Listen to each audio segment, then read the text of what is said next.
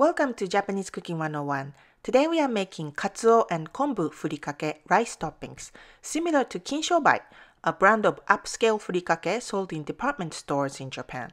It is much more gourmet than the kinds of furikake that you can typically buy at supermarkets. It's packed with umami and so delicious. Here we will show you how to make our version of this fancy furikake at home. These are the ingredients. In the original Kinshobai, they also add dried shiitake mushrooms and some more ingredients. Ours is a bit more simple. For more information and complete recipe, visit our website, JapaneseCooking101.com. First, we rehydrate dried kombu in water for 20 minutes. Meanwhile, heat a non-stick frying pan at medium heat and cook the katsuobushi, stirring constantly for 5 minutes. Transfer to a bowl, let cool a little bit, and crush into small pieces by hand, like that.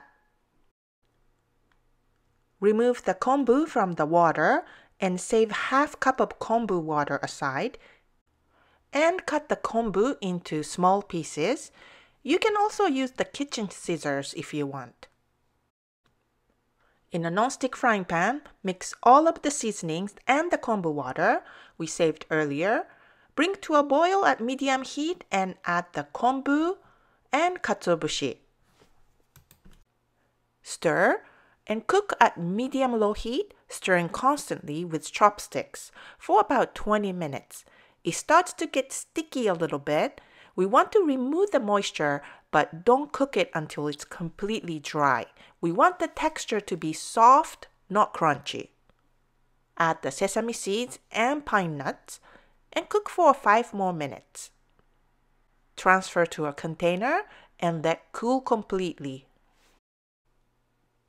Serve this on top of steamed rice or sprinkle on salad, noodle, or other dishes.